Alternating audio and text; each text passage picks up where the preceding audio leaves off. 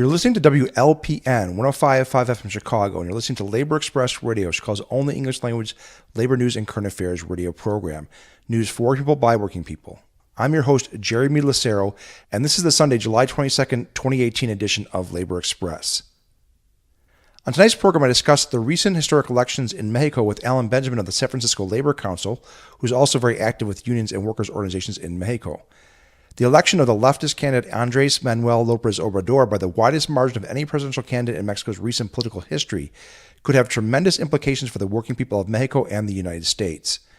Alan and I discussed the scale of the election victory and whether or not Obrador and his MORENA Party will really institute major changes in Mexico. But first, I want to air for you some audio from the July 6th protest at the Gary Airport just outside Chicago's southeastern border in Indiana.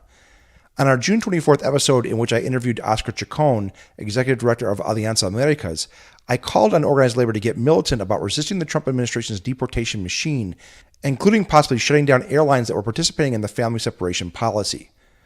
Well, it turns out that immigrants' rights groups and some of their allies in organized labor have uncovered a dirty secret right here in our own backyard. Though Chicago is technically a sanctuary city and supposedly did not cooperate with ICE deportations, ICE has been using the Gary Airport, which is operated under a joint authority with the O'Hare Airport in Chicago, to deport thousands of undocumented immigrants.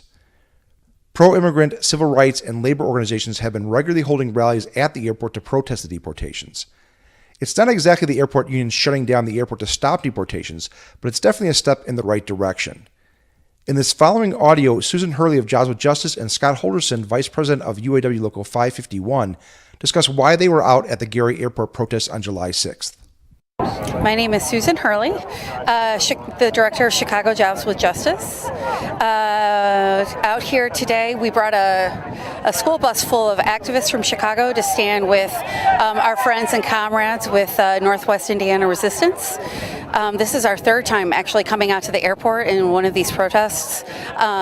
We are protesting the weekly flights that are deporting people from the Gary, Chicago airport to the border region.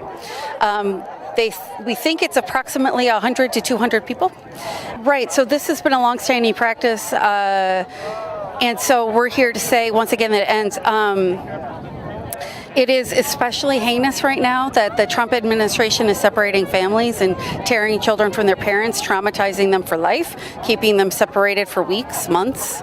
They have no plan, no methodology to ever reunite them, apparently no interest in it. And it's a horror that's happening on our watch, and it must stop. And combined with this new scrutiny, this fresh attention that Americans are paying to what's happening, activists that have been involved in the struggle for a long time are again calling on the abolishment of ICE entirely. ICE is an immigration and customs enforcement agency that operates with impunity across the United States, snatching people from our communities, from their homes, from their families. They're our friends and neighbors and coworkers, and it feeds the deportation machine that the flights in Gary are a part of. We think that 20,000 people or more, maybe 25,000, have been deported from the Gary Airport over the last 5 years. And that can't happen without an agency like ICE raiding homes, workplaces. They just, they'll swoop in and just grab people off the street. It's terrifying. It's like a Gestapo operating in our midst, and we need to abolish and end this police force. My name is Scott Houldieson. I'm the Vice President of UAW Local 551 on the south side of Chicago. I'm also the chapter leader for Progressive Democrats of America, Calumet Region Chapter.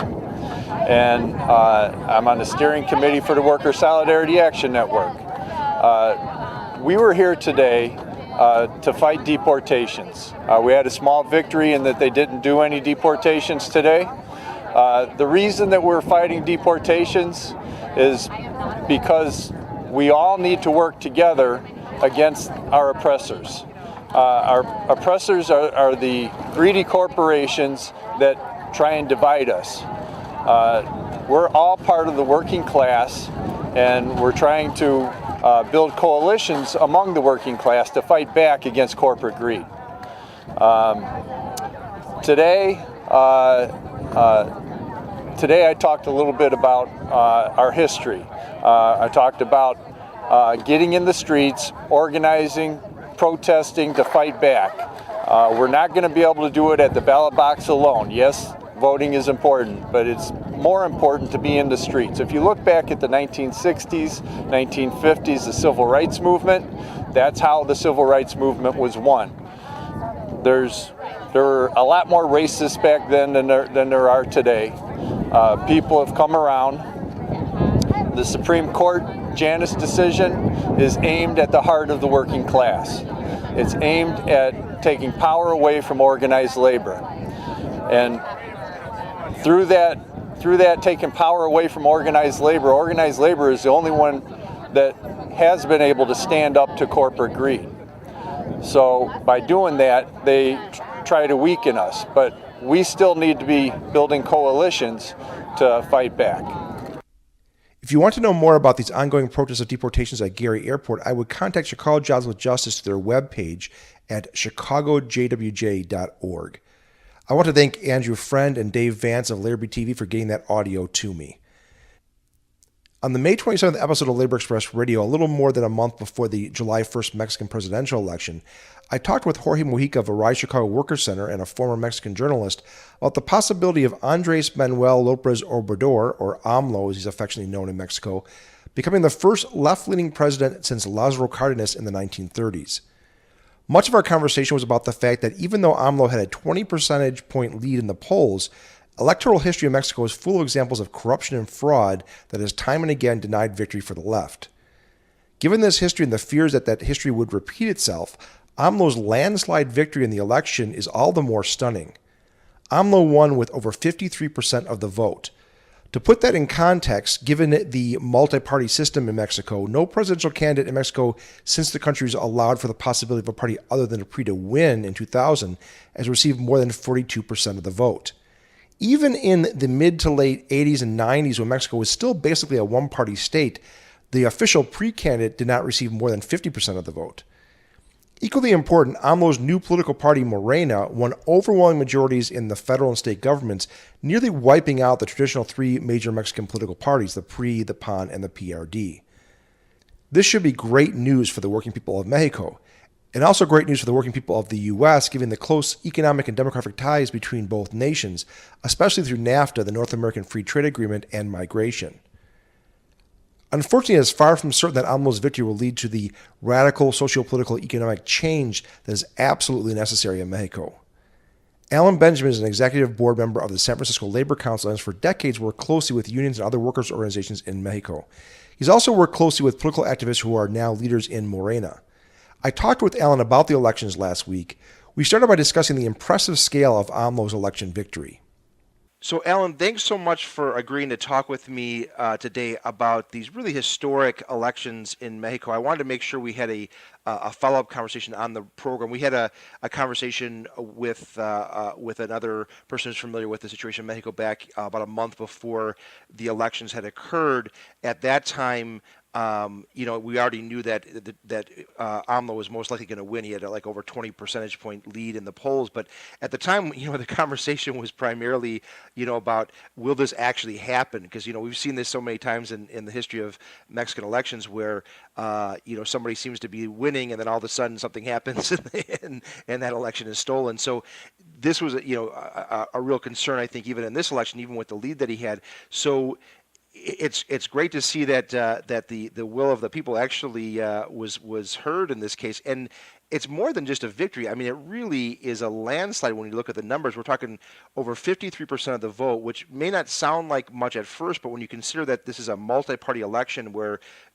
I don't think any of the recent presidential candidates have received over 50% of the vote. So that's a huge margin and historic levels of voter turnout as well. I guess only one state in all of the 31 Mexican states, I think Guanajuato was the one state, did not go for AMLO. All the others did. So it's a pretty significant victory. Yeah, without a doubt, it was a historic victory. Just to go back a little bit to 1 month or maybe 2 months prior to the election, where despite the polls, showing a 20% lead over the two other contenders, Anaya from the PAN and Meade from the PRI. It was impossible to be sure that that would prevail, and for two reasons. One, fraud, which had impeded AMLO from winning the election both in 2006 and 2012, or even 1988, where the first major challenge to the PRI regime by Cuauhtémoc Cárdenas, then of the PRD, was also denied the election because of fraud. But there was another aspect. As you pointed out, it's a multi-party system with a plurality, only a plurality needed to win. Not a second round, as in Europe or in France, for example, where the top two then go on to a second round. Here, it's just a simple plurality win, so you can win with 39% if your other two contenders are divided. The government, the Peña Nieto current government of the PRI, was trying to do everything possible to have a united candidate against AMLO. The PRI and the PAN to unite to defeat AMLO. At the time, the business press was just going ballistic in denouncing AMLO. It was going to be another Chavez Venezuela situation with no rights of the employers respected, with monetary chaos. They just painted the worst picture, and the business press, the mainstream press, just was going after AMLO, and it seemed the more they went after him, the more the people supported AMLO.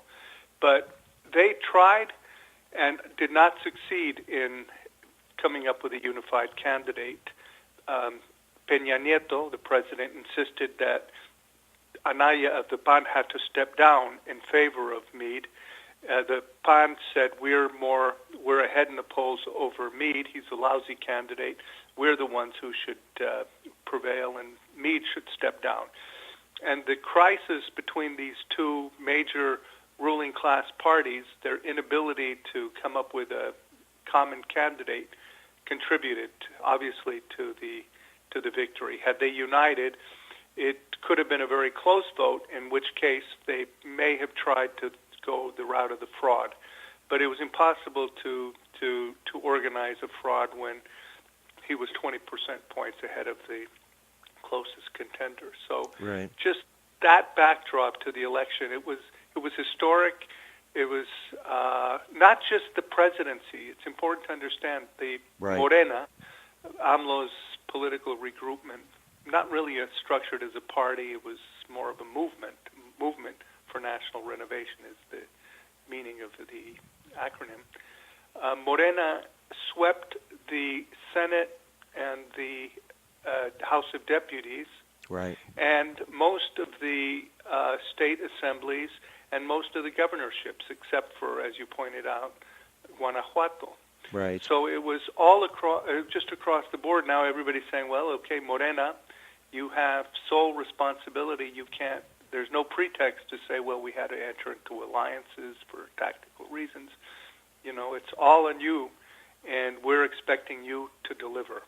Right. Yeah, I'm just going to give it a few other numbers here, validating exactly what you just said, which is, and I'm not 100% that I have these exactly accurate, because I was trying to look up these numbers and it seemed like I was getting different results from different places, but it's something like that the coalition that Morena was a part of holds something like 70 seats out of 128 in the Senate now, and the Chamber of Deputies, their coalition holds 312 out of the 500 seats. And as you pointed out, the majority, when I say coalition, there were other parties in that coalition, the PT, and we'll talk about the PES in a minute too, but the vast majority of those seats are actually Morena seats. So, and then you pointed out the governorships too. I think there were 9 governorships up for election, and Morena won 6 of those. So, I mean, they really did, like you said, sweep the election. In fact, some of the things I've read is said that the PON has been knocked back on its heels for sure. The PRI is almost all but dead, and the PRD. These are the three major parties prior to this election: the PON, the PRI, and the PRD. The PRD pretty much has almost no reason to exist anymore, right? Because that was originally the left-wing party that just became so corrupted and so on that Morena, AMLO broke away and formed Morena. So kind of all of this establishment parties are all but gone almost from the political scene at this point. Yeah, and it's huge because for 100 years the regime, the PRI, and then in the 60s, 70s, 80s, 90s, the PAN, it became known as the PRIAN, PRI, PAN, PRIAN. Right. The regime held almost total monopoly on political power. So the manner in which they were decimated and swept, the PRI, if I'm not mistaken, had something like the presidential candidate 17% of the vote. Mm-hmm. This is just, it was an immense slaughter and a mandate for change, a mandate for fundamental change away from the corruption, away from the plutocracy, from the meritocracy. Well, it was just an absolute rejection of all that has pursued, all the violence, the so-called war on drugs that only has led to more killings, police collusion, corruption, and then, of course, the backdrop of economic devastation wrought by NAFTA, but wrought by policies of submission, frankly, and subordination to U.S. dictates and policies that have destroyed the countryside, destroyed jobs, created a maquiladora, sweatshop, pass-through job nation. So it's a major development not only in Mexico but across the continent, and I would say worldwide. You're listening to Labor Express Radio, which calls only English language labor news and current affairs radio program. After talking with Alan Benjamin about the landslide victory for AMLO and the MORENA Party in Mexico's July 1st elections, we turned our discussion to the concerns we share in regards to the direction AMLO is likely to take once he's in office officially after December 1st. There are plenty of worrisome signs, especially AMLO's team of political and economic advisors, people like Alfonso Romo and Carlos Manuel Aruza Macias, who AMLO has appointed his Secretary of Treasury, who seem committed to the status quo in regards to economic policy. So that kind of covers, I'd say, the really great positive news out of this election, right? Now I think we need to turn to maybe the more sober and maybe not so great news that we're hearing about, what AMLO's administration might look like moving forward. One thing I want to say before we kind of move into his economic advisors and some of that stuff is, in this, we talked about the coalitions. One of the first things that that I heard about in these elections that made me concerned, although I think that's not nearly as much of a concern as some of these other things we're going to discuss, is in the coalition along with Morena and the Workers' Party, the PT, was this odd new kind of party, the Social Encounter Party, PES. I mentioned it briefly earlier. They are an extreme right-wing kind of, I think mostly religious evangelical, very anti-gay party that was strangely a part of this left-wing coalition of Morena and the PT. Now, this is not unusual in Mexican politics to have these coalitions where you have odd bedfellows in terms of who signs up for the coalition. The good news, I guess, about the PES is they received almost nothing in terms of votes, so they actually may not even be a political party moving forward. But it was a weird, it was weird to begin with that they had this party in their coalition. It was, and it raised huge questions for a number of activists. I'm a very close friend of one of the leaders of Morena, Susan Rodriguez, who's a very vocal and very visible lesbian rights, gay rights activist, and for the longest time the spokesperson for AMLO. And she, from the beginning, said, wait a second, what are these people doing with us? Right. And Alfonso Romo, who was AMLO's sort of main political advisor, said, no, it's just a tactical thing. We need to, this is the only kind of conservative group that's willing to join us, and we need that cover to explain to the Mexican people that, we're not this crazy left-wing grouping. But it did raise a lot of doubts. That they got almost no votes is a good sign, but unfortunately the political role they played in building the coalition was played out differently when AMLO chose his advisors, and some of the same logic, some of the same recommendations from Romo, not recommendations, but decisions, right. were expressed in the shape up of the government, his advisors, who's his cabinet, and also it was expressed in the people that he brought on his slate. A lot of the candidates for Morena in different places were very conservative. Many of them came from the PRI and from the PAN, and many of them had been booted out of those parties by working people for their ties to the so-called power mafia, the mafia del poder, which is what AMLO has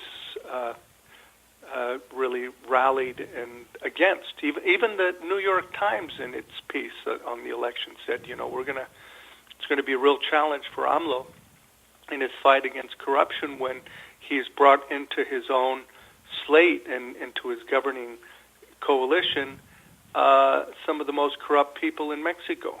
Right. So it's really a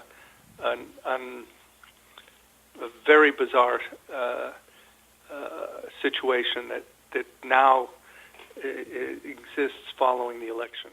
Right, and I'm really glad you mentioned Alfonso Romo, who is one of the architects of AMLO's platform for this election, and I also want to mention another name, Manuel Ruza Macias, who's been asked to be the Secretary of Treasurer by AMLO. These are two figures. I remember back when Obama was first elected, I said, if you want to really see what this administration is all about, there was all this, excitement by some people, this was going to be a big sea change in policy and so on. And I said, well, look at the people that he's brought on as economic advisors. They were all hardcore free traders, very strong neoliberals. Basically, I see the same thing happening here with AMLO, where it seems like the people he's been bringing on board, particularly on the economic side, really represent kind of the continuation of the neoliberal economic model in Mexico and the support for trade agreements like NAFTA. Well, there's still contradictions within his own cabinet. The major economic posts, the Minister of or the Secretario de Hacienda, the Secretary and Minister of the Treasury, Carlos Ursúa Macías, is an old-time establishment banker. In February, he presented what would be AMLO's economic platform, and people were shocked. It was not just... at one time, he had, in relation to NAFTA in 2006, AMLO had said we've got to put an end and repeal NAFTA. It's an agreement that destroys Mexican industry and agriculture. It's a violation of our sovereignty. That was 2006. 2012, he said we have to tweak it when he ran again. We have to amend it. And this time he says we have to work within it. We have to make it work, and we're going to meet with the Trump administration, and we're going to work things out so that Trump gives us aid to rebuild the countryside, a huge aid so that there's not this massive flight of people across the border that's creating all these problems. And of course that's just nonsense. The Trump administration's not going to provide the aid, or at least he might just symbolically to pretend that he's helping, but the kind of aid that's needed can only come from raising taxes, renationalizing oil, which was the main source of income in the country. So the Ministry of Treasury and then the top economic advisor posts of Romo, it's very worrisome. Not one more, no renationalizations.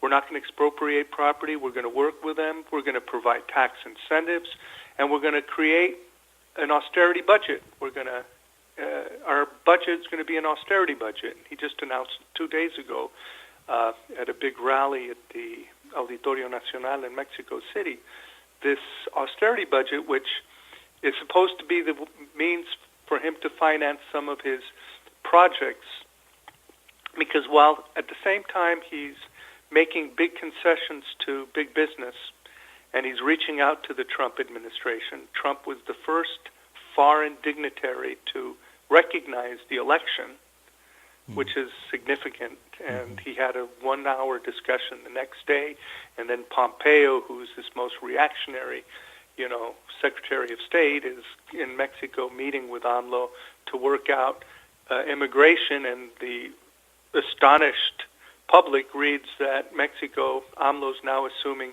wholeheartedly the role of preventing people from crossing the border from Central America into Mexico, which is something that he had long said that had to put an end. Mexico was not the subcontractor for the U.S., and the border for the U.S. doesn't start in Tapachula, which is the border with Guatemala. So all these things, people are shocked at seeing these decisions, these post-nominations.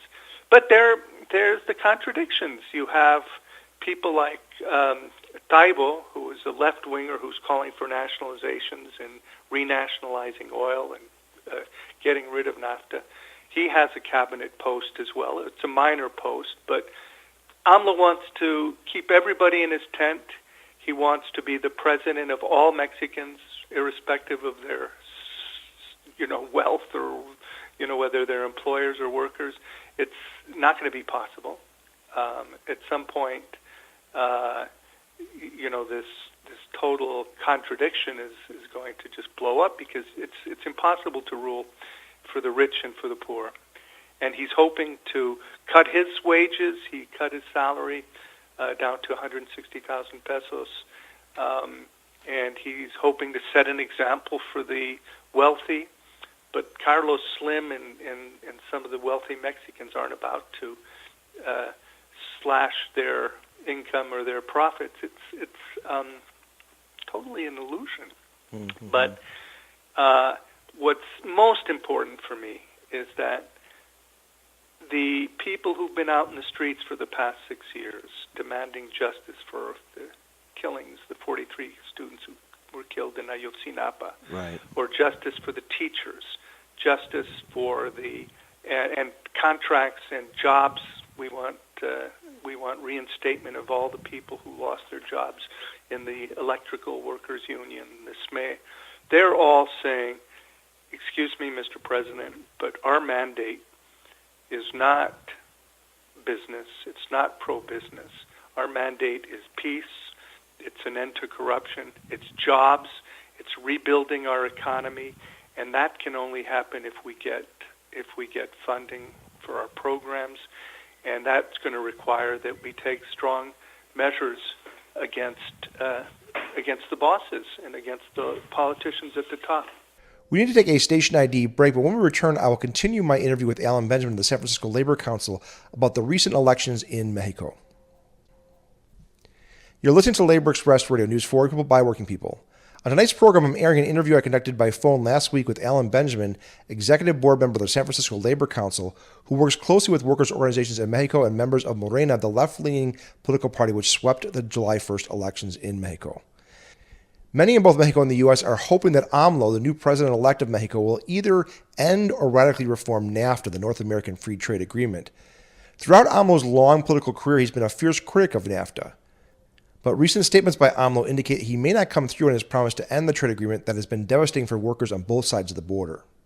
I think one of the most interesting things about this election is it's taking place in the context of this renegotiation of NAFTA, and I think a lot of people hoped that an AMLO victory basically meant a death knell for a continuation of at least the version of NAFTA that we've had until now. However, one of the more disturbing things I think I've heard AMLO state both before and after the election is that he's not planning on interfering with the current negotiations over NAFTA. So that's a very concerning development. Well, what he's said is that he will not interfere with the current negotiations until he takes power December 1st. Now, that has been interpreted differently by different people. Some say, well, what he's saying is once he takes power, he's going to redirect it toward defense of Mexico's interests.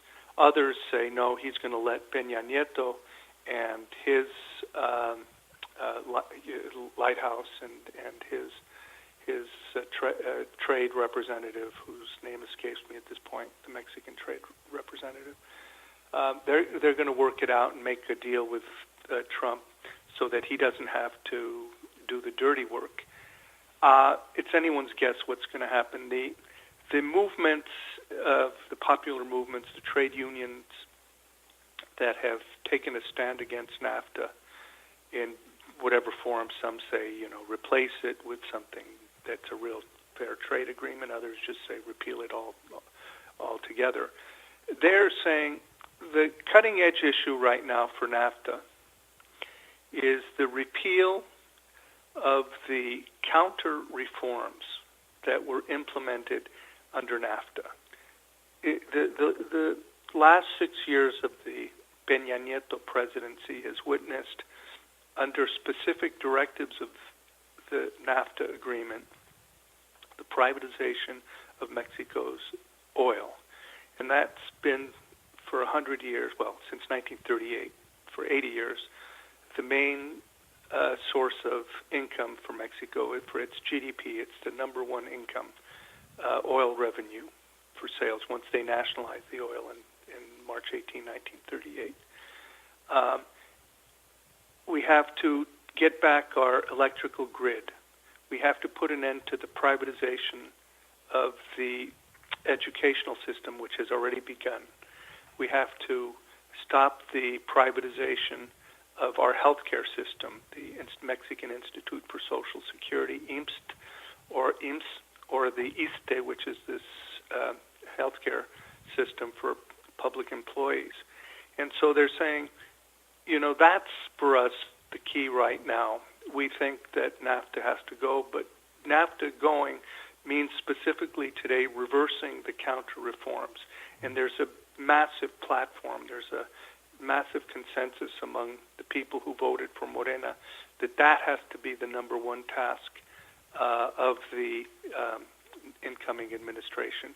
And Taibo, who's still part of the inner circle of Morena and considered a spokesperson for el ala izquierda, the left wing, is saying we have to reverse these counter reforms. So nobody knows what's going to with NAFTA. Is it going to, a lot of people said it was kind of, Trump had killed it.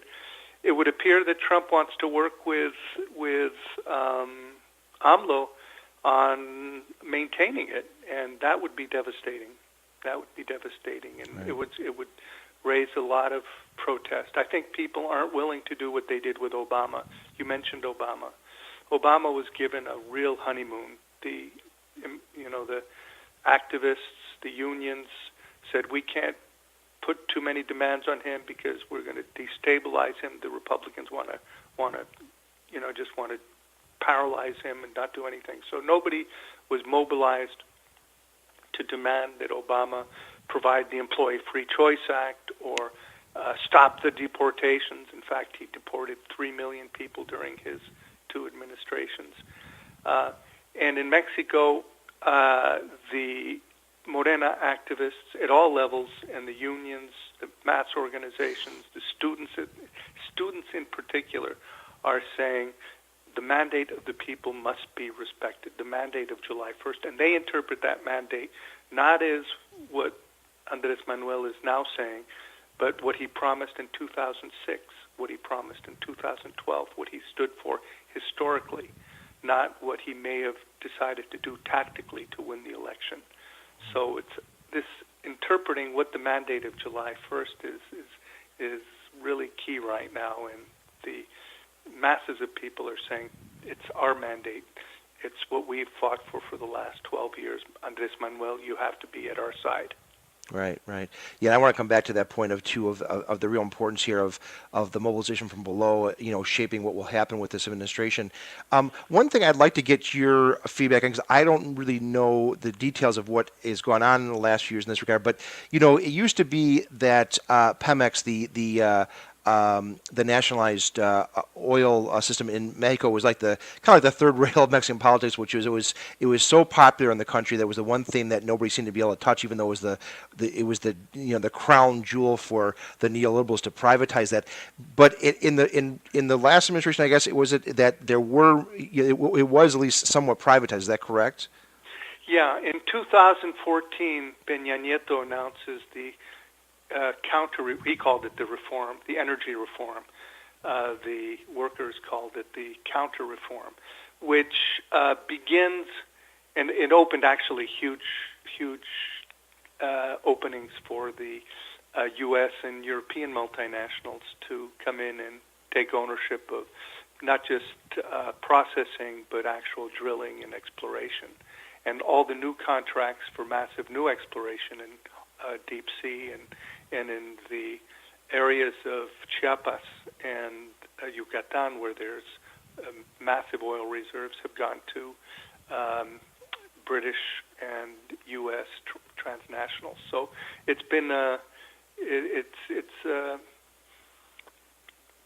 not totally overturned, but it's largely the nationalization's been largely overturned, which is why the fight to renationalize is really probably at the center of Mexico's political life. Right, right. One of the more interesting kind of positive notes that I've seen out of some of the statements of AMLO before and since the election now too, is his calling for finally implementing the 1996 San Andreas Accords reached with the Zapatistas. This is a tremendous step forward. This was an agreement that was reached with the Zapatistas and the Mexican government way back in 1996 that was supposed to provide a kind of a system of rights to the indigenous population of Mexico, which is a huge part of the population. Never was implemented, and I'm almost saying that that's one thing he'll move forward with right away. Yeah, that is good. There are a number of things. He says he wants to win peace with the indigenous peoples. He wants to provide scholarships for students to be able to study. He wants to provide funding for pensions for the retirees and go to 1.5 of their, half as much as more than they're making. So how he's going to finance that is anyone's guess. The issue of San Andrés is very important, but there's a little bit of a rift there between the indigenous organizations. The Zapatista movement is saying, we just want the San Andrés agreement, period. The Consejo Nacional Indigenista, the CNI, is saying, we want indigenous rights to be included in the Constitution so that it's not something that the next president can come in and take away. So the question of how the San Andrés agreement is going to be implemented is still not clear, at least not clear to me. Okay. It's interesting. We talked briefly about the fact that it's going to be the movements from below, really, that are going to be key here in making sure that there's real progress in the administration. You mentioned the students. We could talk more about that in a minute, too. And I definitely want to talk about organized labor in Mexico. But talking about the indigenous movement and specifically about the Zapatistas, we haven't heard much about the Zapatistas in recent years. They've kind of, I guess the situation is kind of stabilized in some way in Chiapas, where there's a certain kind of détente, I guess, between the Zapatistas and the Mexican government that's been reached and kind of maintained for over a decade now. Where is that movement at, from your understanding? Well, the indigenous movement in Mexico is far greater than the Chiapas and the Zapatistas. Right. That they're one dimension. And there has been a stalemate, sort of live and let live. There are communities which are still under Zapatista control. The government has not moved against them as they said they would. On the other hand, the Zapatistas haven't taken their movement nationally, as they said they would. So it's kind of live and let live.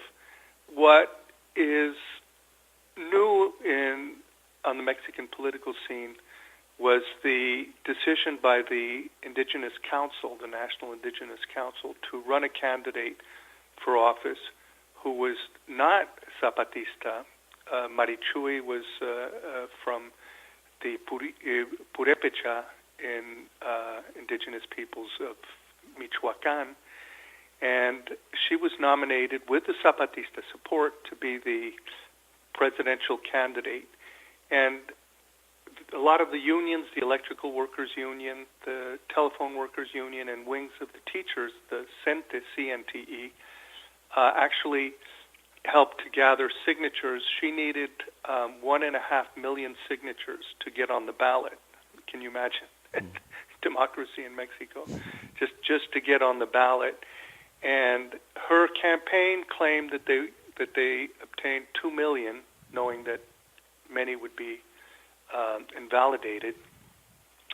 The government refused the candidacy. The government claimed that it only got something like 850,000 signatures, so they were denied ballot access.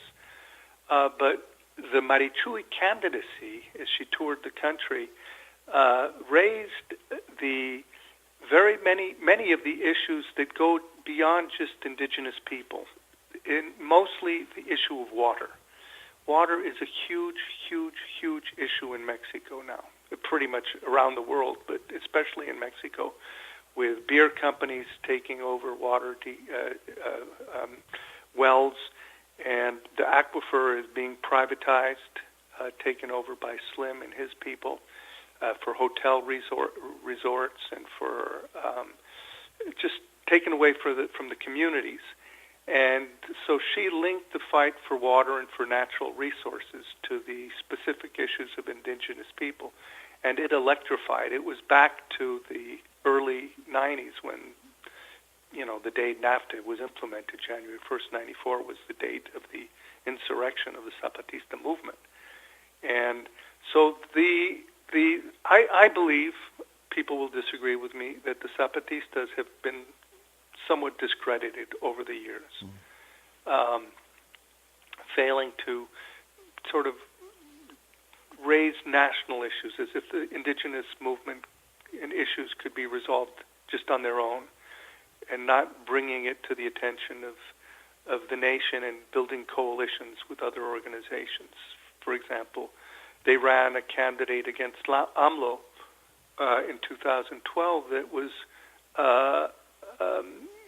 they called and supported the PRI against AMLO on the grounds that AMLO was the main evil and the PRI was the lesser evil. And people were saying, wow, this is just the fifth wheel of the PRI. So they were, and there's been a lot of NGO financing for the Zapatista movement on the grounds that they kind of live and let live. So they don't have the same cachet as they did, the same support, but the indigenous movement has been revitalized as a result of the candidacy of Marichui and the indigenous movement. And so AMLO, if he's smart, will embrace that movement and those demands and do what Marichui was saying, is we don't want just simple rights that can be taken away in 6 years. We want these rights enshrined in the Mexican Constitution. And AMLO has the supermajority that could enshrine those rights in the Constitution. He has the 2/3 in the House of Congress and in the Congress to make those changes. So the CNI issued a declaration a week ago saying, AMLO, now's the time to act. So this is one aspect that's kind of fascinating. Right. You're listening to Labor Express Radio. It's called Only English Language Labor News and Current Affairs radio program. In my interview with Alan Benjamin about the July 1st elections in Mexico, I just want to briefly point out that Alan Benjamin's critique of the Zapatistas you just heard may not be shared by others on the left in Mexico and around the world, though I would argue personally that Alan's critique has a lot of validity. We don't have time to go into detail on that issue on this program, but perhaps in a future episode we can explore this topic of the effectiveness or the lack of it of the Zapatista movement. In this final segment of my interview with Alan, we talk about the Mexican labor movement. Throughout the interview, it was clear that AMLO's election victory will likely not result in significant changes in Mexico unless there is significant pressure from below from students, indigenous groups, and the organized working class. Unfortunately, much of organized labor in Mexico has long been an arm of the corrupt state apparatus. How about the labor movement in Mexico? The problem, of course, with talking about the labor movement in Mexico is that so much of it, so many of the unions have been, basically arms of the state. They've been appendages of the pre-party in previous years. But there's been a very strong independent labor movement as well, going back to the FAT, the Frente Auténtico de Trabajo, and you mentioned the electrical workers and so on. How much does this independent, workers movement in Mexico, what role will they play in kind of holding AMLO's feet to the fire? Well, that's a good question. And I think the answer will be a little bit different according to the different unions. The main voice of opposition today, the FAT is a very important opposition voice, but it's relatively small. The main unions that have the ability to mobilize are the Electrical Workers Union, the SME, the Telephone Workers Union, Telefonistas, Hernandez Juarez, and they've created a union federation called the UNT, the National Union of Workers, and the dissident wings, the democratic wings as they're called, of the teachers' unions. The different state sections of the teachers' union. The teachers' union is very corrupt. It's probably one of the most corrupt unions in Mexico. Its leader, who's in jail but still leads the union from jail, is Esther Gordillo, and she's a gangster.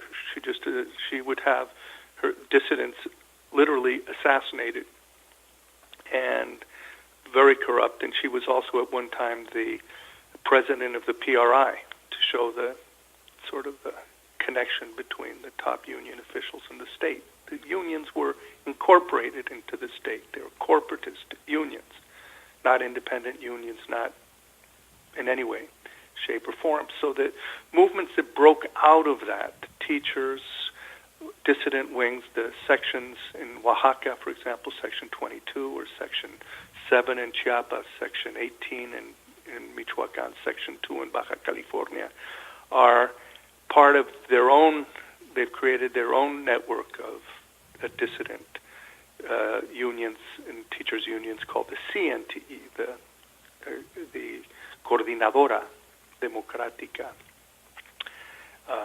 And so they're very active and very willing to mobilize and to press AMLO to especially implement the to repeal, to abrogate these counter reforms. AMLO during his campaign did meet with the leadership of the dissident wing of the teachers' union, which was very significant. Not the official wing. He met with the dissident wing in Oaxaca. This was the dissident wing that for years was spearheaded this movement of the APO, the association, the Alliance of Peoples of Oaxaca, right, that were demanding rights not only for the teachers but for indigenous peoples and for all workers. He met with them and he said that the education reform was